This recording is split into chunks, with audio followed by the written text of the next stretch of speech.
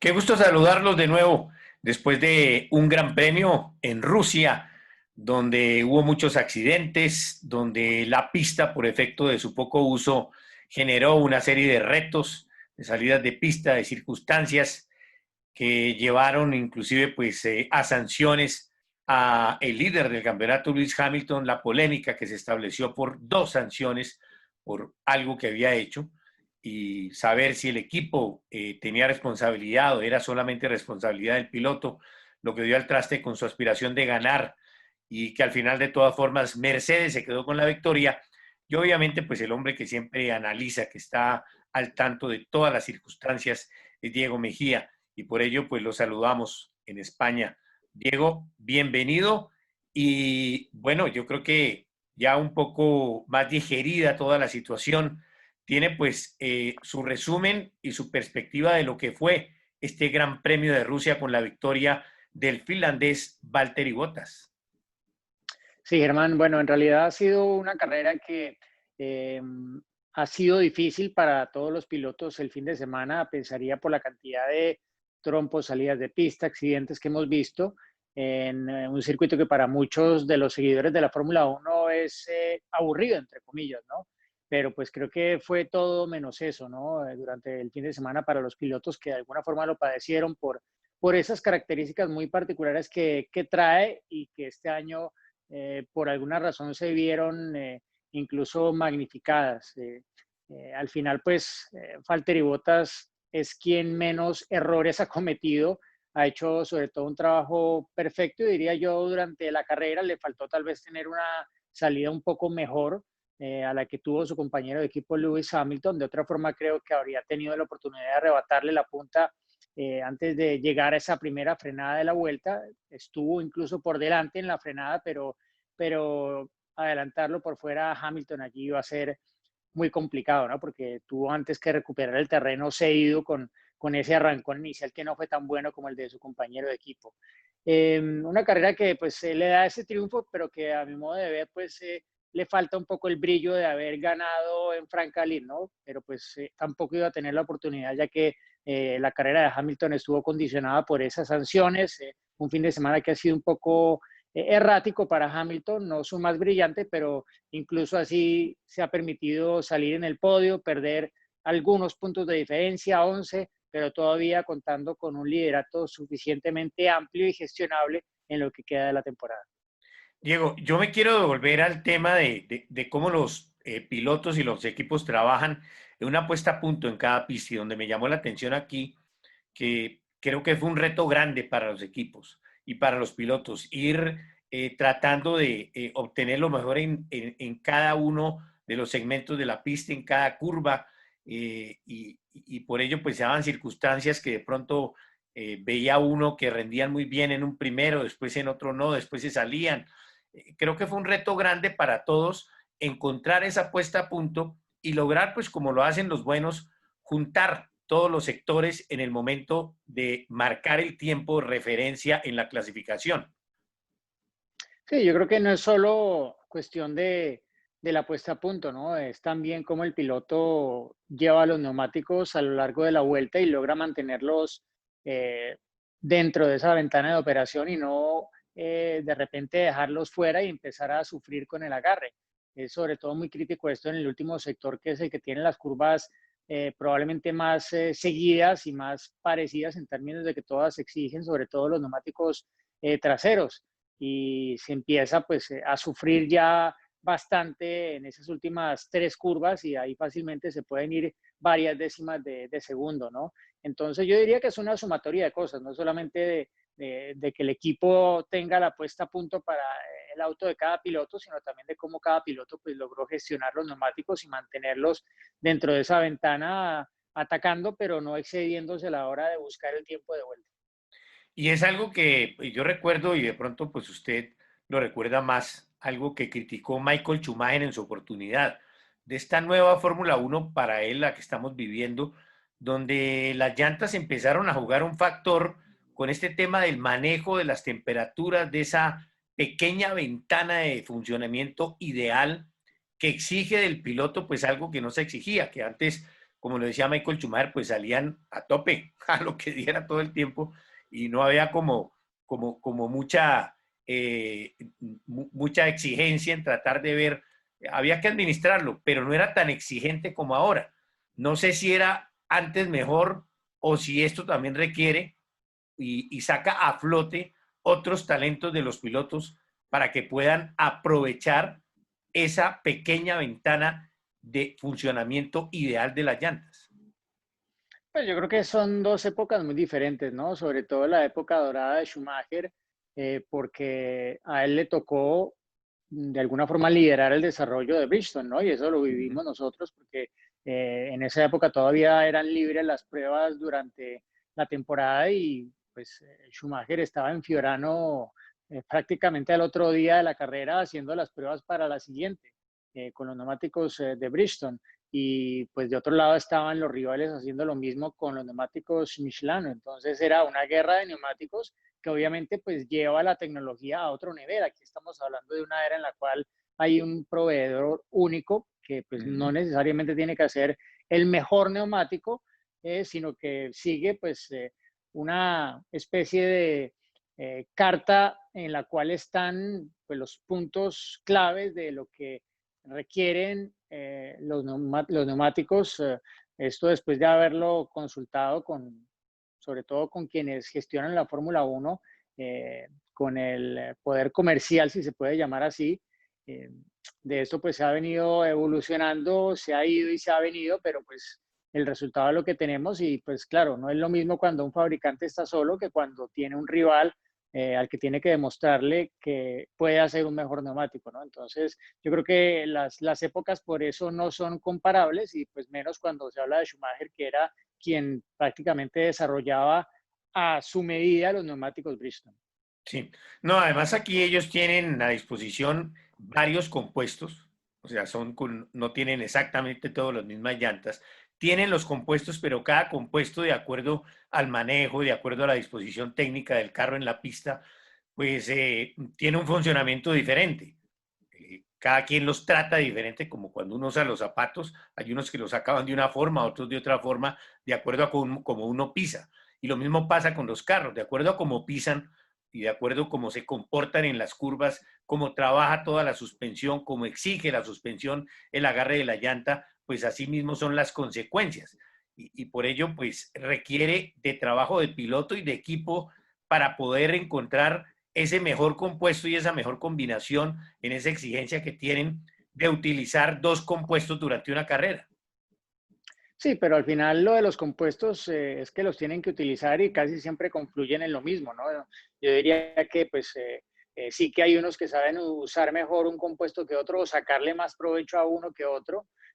Pues digamos que la gama media de neumáticos está claro que siempre a Mercedes como que ellos pueden encontrarle un poco más, eh, pero pues en realidad es lo mismo para todos, ¿no? Y en todas las categorías es así, que el neumático al final es absolutamente clave porque al final lo que conecta la suspensión, el auto con la pista. Y hay pues mucho estudio de parte de los equipos siempre de cómo sobre todo preparar un neumático para una vuelta de clasificación y cuando es un neumático que se sabe que va a necesitar cierta gestión para completar la distancia de carrera o para completar el número de vueltas que los ingenieros creen que debe durar para hacerlo más eficientes en términos de estrategia, pues los equipos saben cómo sugerirle al piloto ahorrar en ciertas zonas, no recargar de más el neumático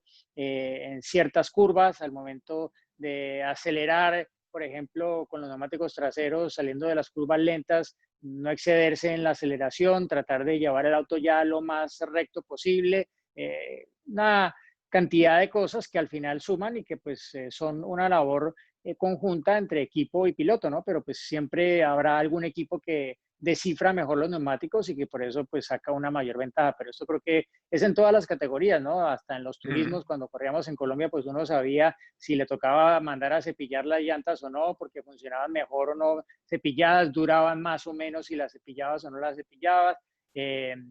la geometría de la suspensión se sabía, pues en la Fórmula 1 está limitado el camber y la presión mínima, pero pues dentro de eso hay igual un abanico de posibilidades, entonces es un trabajo conjunto y seguro que los equipos pues pasan muchas horas estudiando esos neumáticos y muchas de las pruebas que hacen son justamente de acabar de entenderlos para poder extraer lo máximo de estos, ¿no? Pero pasa que todos los asfaltos o casi todos los asfaltos también son diferentes, entonces pues no solo eso, sino los trazados también, sus características pues varían y no necesariamente lo que sirve en un circuito va a servir en otro.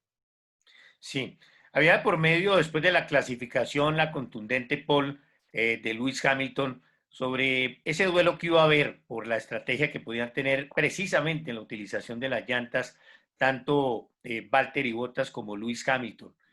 Y las cosas pues no se dieron ahí por ese lado, sino que a la hora de iniciar la carrera estaba de por medio una investigación a Lewis Hamilton, pero no se sabía qué iba a pasar, si lo iban a sancionar, si no lo iban a sancionar, si lo sancionaban, qué tipo de sanción le ponían. Y la carrera arrancó así, con esa expectativa de saber qué tipo de sanción le iban a poner a Hamilton. Creo que esto fue determinante para el resultado y generó pues otro tipo de expectativa diferente.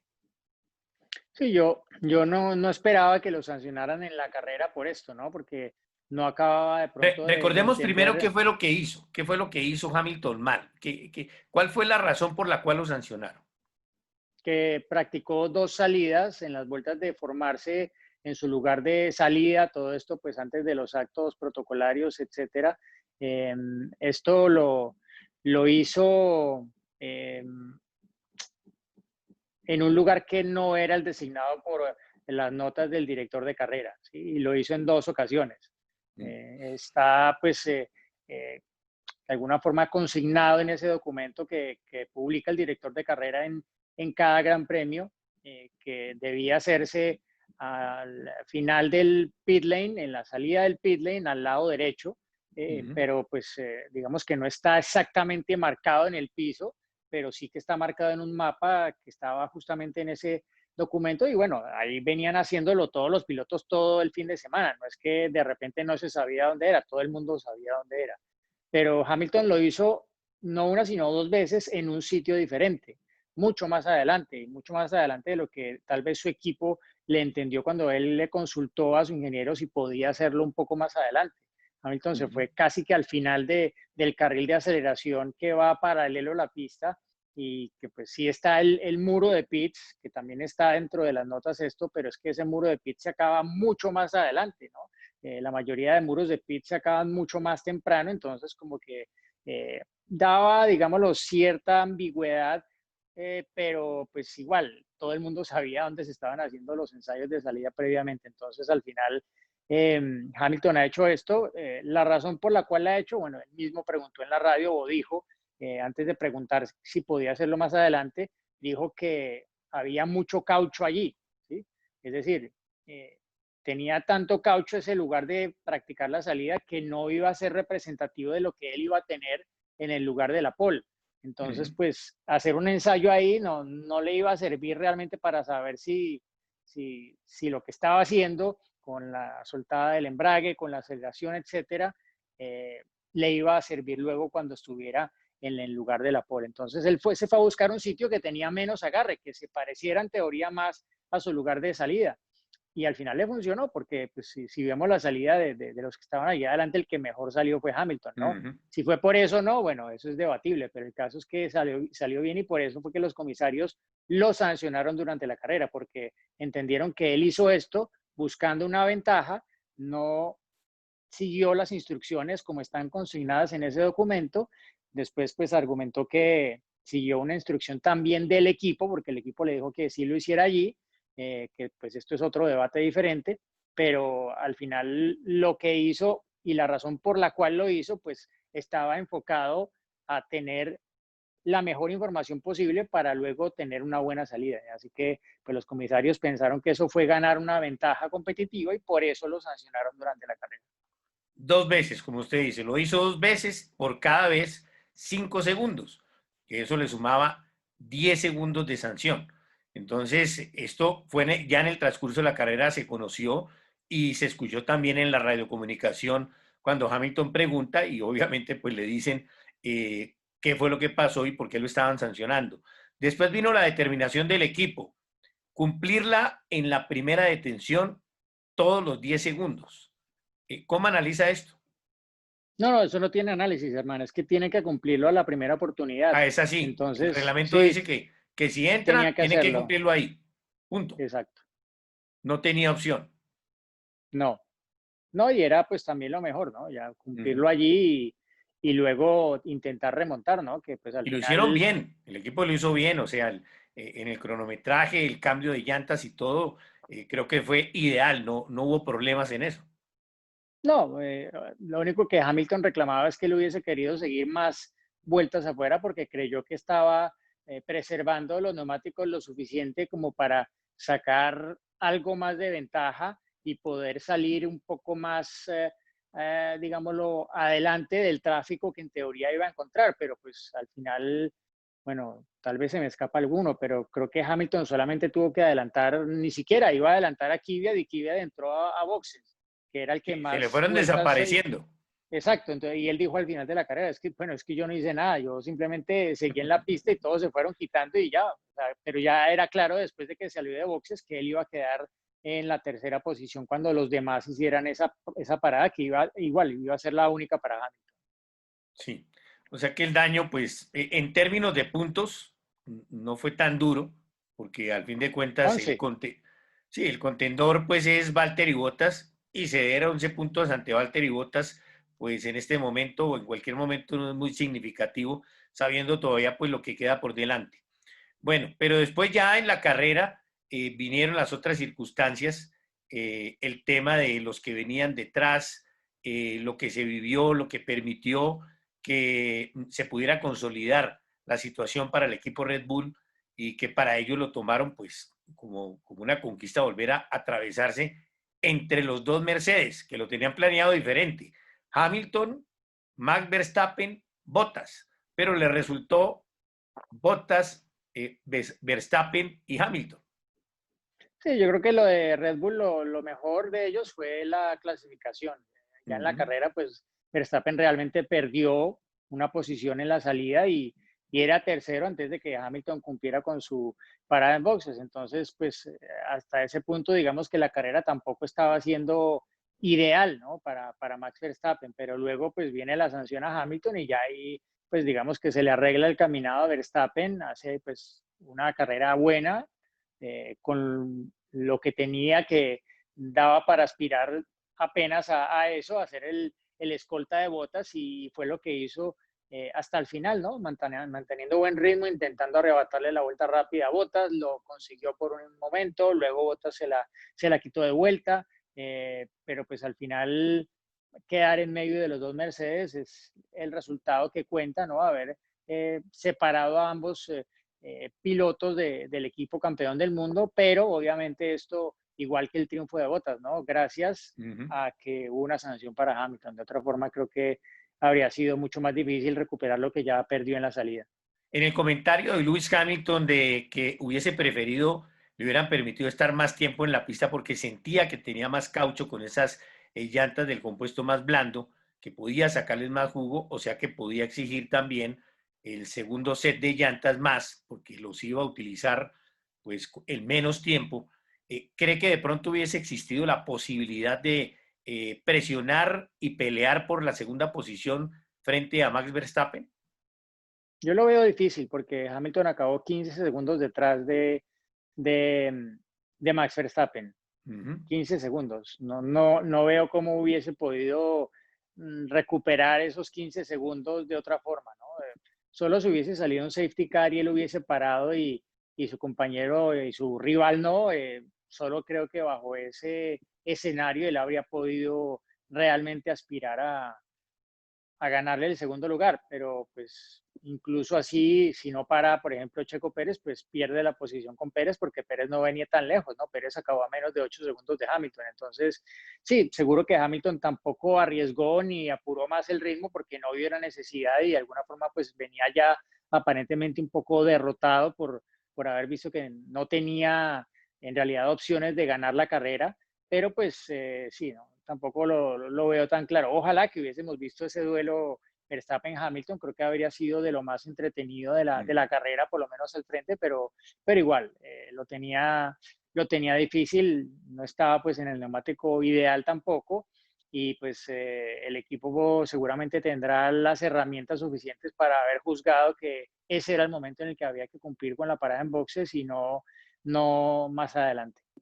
De hecho, la televisión se dedicó más a buscar los duelos atrás, ¿no? Porque adelante pues no estaba pasando nada, cada uno venía en su cuento, había distancia de uno entre otro, entonces les tocó empezar a buscar esa atrás que estaba pasando con Vettel, qué estaba pasando con los Renault. Eh, Creo que les tocó buscar el espectáculo donde hubiese dos o tres carros que estuvieran peleando cualquier posición.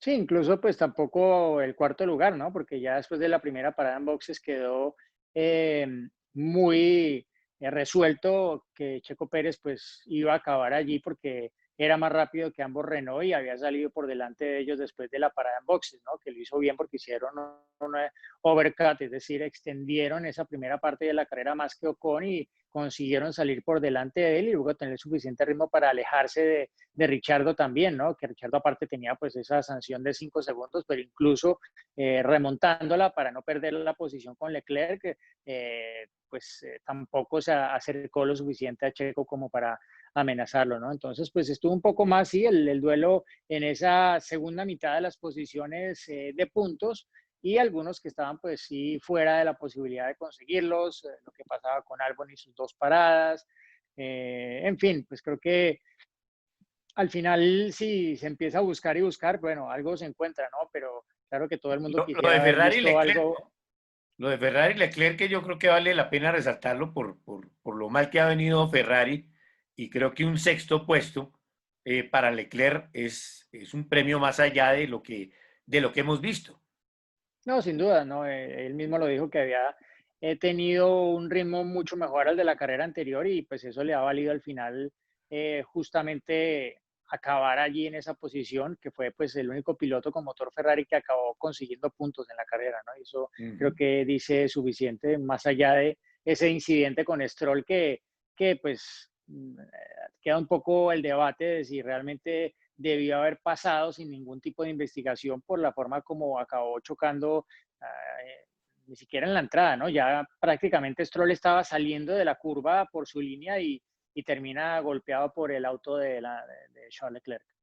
Por fortuna sin daños para Leclerc, ¿no? Porque por lo menos en lo que se escucha, el golpe que tiene, que se escuchó fuerte cuando hace una repetición del incidente del piloto Stroll, pues uno pensaría que también ha debido tener alguna consecuencia en el vehículo de Leclerc que no se vio. Sí, no, pudo seguir por fortuna para él. Sí. Y sobre todo superó a Ocon de Renault, superó a los dos pilotos del Alfa Tauri, superó a uno de los Red Bull, el de Albon, que cada vez está más emproblemado como para defender esa posición y garantizar su continuidad al lado de Max Verstappen. Creo que eso es un premio. Y ese puesto 11 también de Giovinazzi, que ha sido una de sus mejores actuaciones.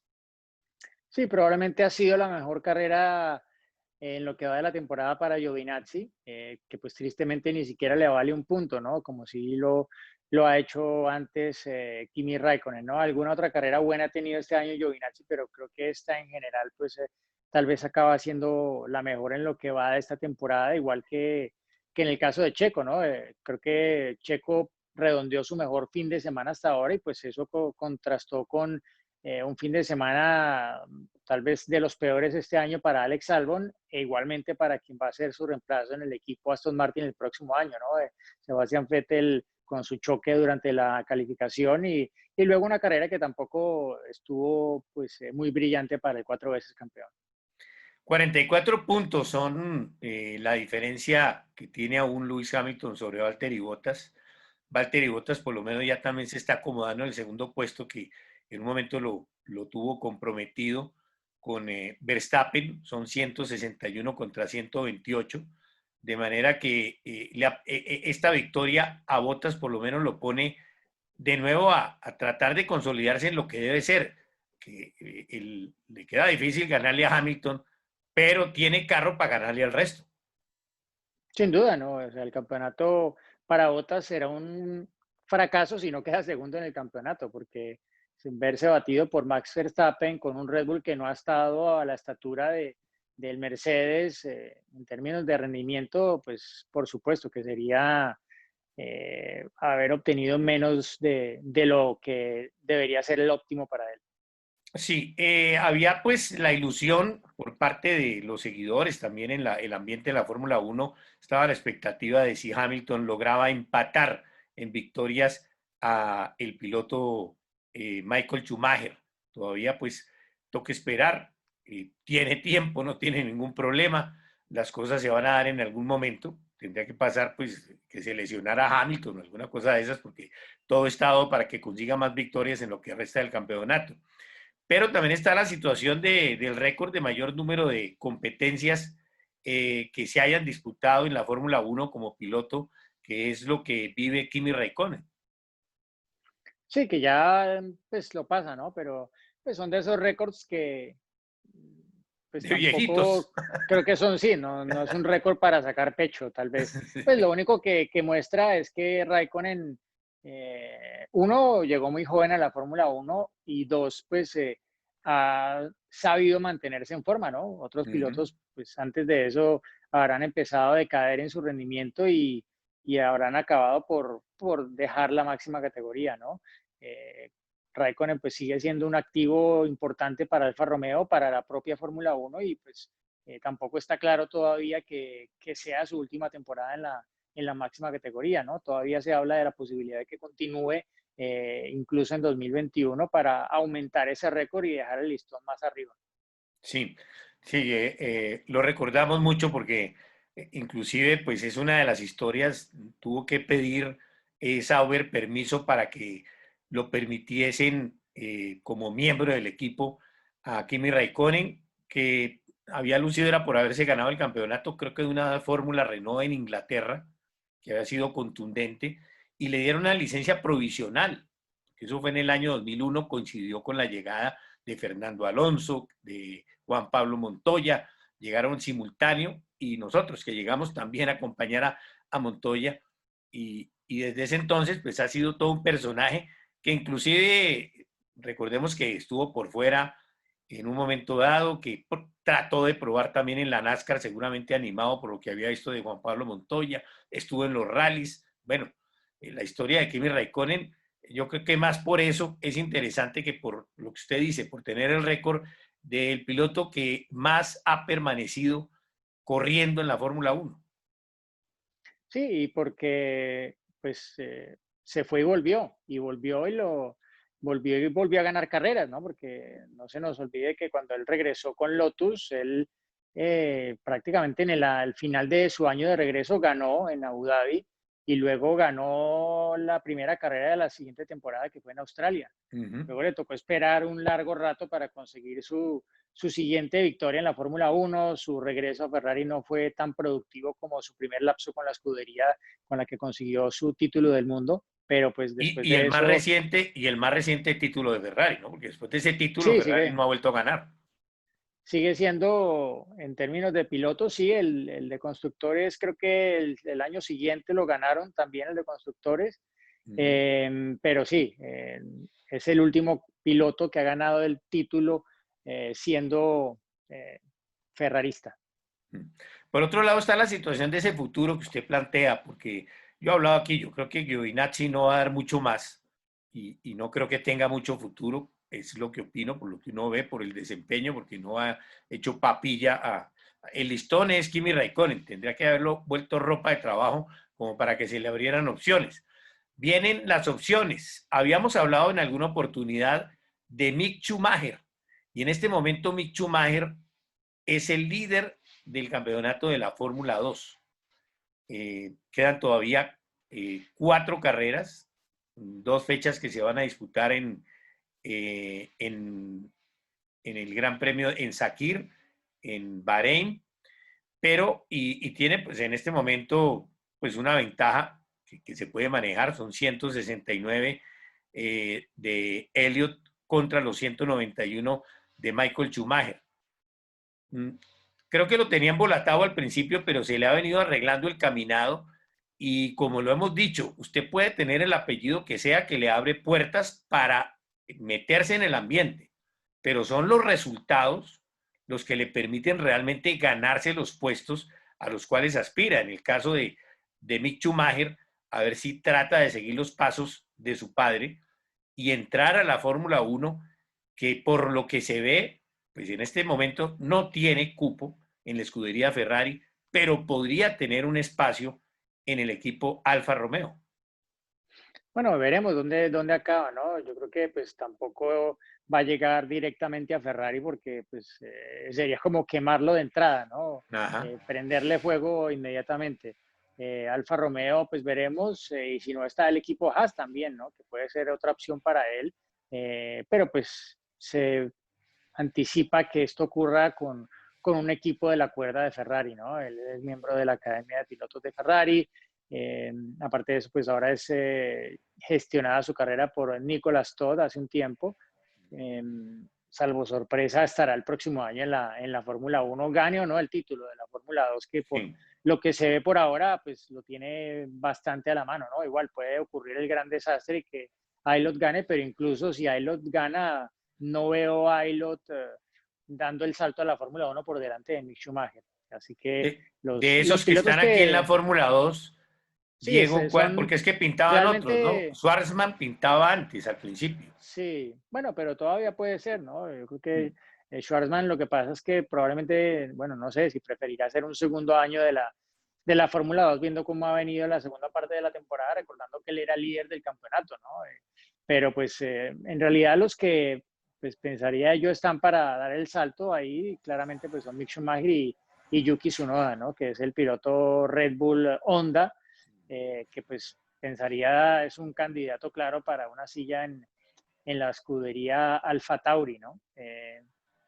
Otros pues como Aylot, como Mazepin, detrás, que están ahí adelante también en el campeonato, bueno, Ujú. Giotto que pues está ahí apoyando un poco las intenciones de Mazepin, no se acaban de ver como con esas mismas opciones, ¿no? Pero pues de esa camada allí, claramente los pilotos que uno ve que darán el salto ya sea el año entrante o el siguiente, pues están Mick, está Tsunoda, está también Schwarzman y pues Mazepin obviamente trae un apoyo económico importante que bien le puede llegar a abrir las puertas de la Fórmula 1. Estos sonaban Tictum y Eike también. Bueno, pues lo que pasa es que ellos estaban vinculados a Williams. Ujú. No sé qué vaya a pasar con su vinculación a Williams más allá de lo que tienen ahora, porque recordemos el equipo ya no tiene los mismos dueños, ¿no? Son Ujú. pues dos pilotos británicos. Williams pues seguramente ha querido apoyar a pilotos británicos. Algo de dinero probablemente han traído consigo. Y pues era colocar dos pilotos que realmente tenían la opción, ¿no? Pero igual, en esa lista también está Roy Nissany, pero pues si hablamos de calidad de pilotos, probablemente de esos tres es el que está de tercero en la lista, ¿no? Entonces, pues están ahí, o sea, están cerca, pero lejos. Tan Así lo cerca. diría. Bueno, ya vendrá la siguiente vale del Campeonato del Mundo de la Fórmula 1 y esperar a Bahrein para que se genere ya el desenlace de ese campeonato de la Fórmula 2, que ya todos con sus números y se empiece pues a resolver la situación de las sillas que faltan, que por lo pronto pues es claro que Alfa Tauri no ha confirmado nada, que está la silla al lado de Max Verstappen, o sea que solo en la organización de Red Bull hay 3 sillas. Se habla del equipo Haas que no renovaría a ninguno de los dos pilotos. El tema que acabamos de tocar en el equipo Alfa Romeo, de manera que hay todavía muchas sillas que se van a 7. mover, 7 sillas todavía, en una nómina de 20 sillas disponibles, creo que 7 son muchas, ¿no? Bueno, sí, es casi una tercera parte. Una tercera parte. Diego, pues de nuevo, Ha sido siempre agradable poder estar al tanto y tener esa visión de su análisis en torno a las competencias del Campeonato del Mundo de la Fórmula 1. Muchas gracias. Gracias, hermano, un gusto y bueno, estaremos charlando de lo que ocurra luego con el Gran Premio en el circuito de Nürburgring, que regresa al calendario por primera vez desde ese 2013, un circuito que, bueno, a ver qué nos trae en términos del clima, sobre todo con el disputarse pues tan tarde en el año relativo a cuando normalmente se corre allí, ¿no? Ya pues se vio que las 24 horas del Nürburgring el fin de semana se vieron afectadas bastante por el clima y pues se teme que pueda ser incluso peor para el regreso de la Fórmula 1 al conocido antes como el infierno verde, pero que de ese infierno realmente pues ya para la Fórmula 1 no queda mucho porque es un trazado mucho más, digámoslo, moderno y distante de ese Nordschleife de los años 70 y 60 que vio la Fórmula 1 y que pues quedó inmortalizado por el accidente de Niki Lauda. Además, un sitio, Diego, donde se come una de las mejores cocinas italianas, curiosamente, en Nürburgring. Bueno, sí, un cocinero italiano casado con una colombiana que vive allí muy cerca y que tienen ese famoso restaurante La Lanterna que pues Y es ahora hay otro, emblemático. ahora Sí, hay otro sí, sí, sí. restaurante que uno de los hermanos montó, que también obviamente es comida italiana y que ha cogido también mucho auge. Sí, es una zona, tiene muchas curiosidades, ese Nürburgring, lo de la desembocadura del río Mosela, es realmente algo, tiene un embrujo, un sabor especial ese trazado de Nürburgring y el ambiente alrededor de él. Sí, sin duda. Así que pues veremos qué nos trae, pero ojalá que el clima pues agregue un ingrediente allí adicional y que pues nos permita ver una dinámica de carrera un poco menos predecible. Que llegue la lluvia, es lo que está pidiendo. Recuerden que Diego siempre lo pueden seguir en sus redes sociales y ahora los domingos después de cada carrera, hora colombiana 3 de la tarde, está haciendo pues unos análisis con otra visión obviamente, con Tatiana Calderón, que estando tan cerca, perteneciendo a un equipo, pues obviamente es un diálogo y otros planteamientos diferentes que vale la pena que lo estén siguiendo y permanentemente en sus redes sociales, pues ahora se ha convertido en el hombre que siempre nos entrega los datos durante la carrera, está pendiente de todo. Yo por lo menos lo estoy retuiteando todo el tiempo durante las competencias. Y también en Motores RCN, que tenemos de lunes a viernes a las 6 de la tarde, hora colombiana, que lo pueden escuchar en cualquier parte del mundo en www.antena2.com.co. En esa hora tienen la referencia de Colombia los sábados a las 12 del mediodía y a las 2 de la tarde en www.rcnmundo.com. De nuevo, muchas gracias por habernos acompañado y un gusto haber estado aquí al lado de Diego Mejía. Diego, de nuevo, muchas gracias. Gracias, hermano.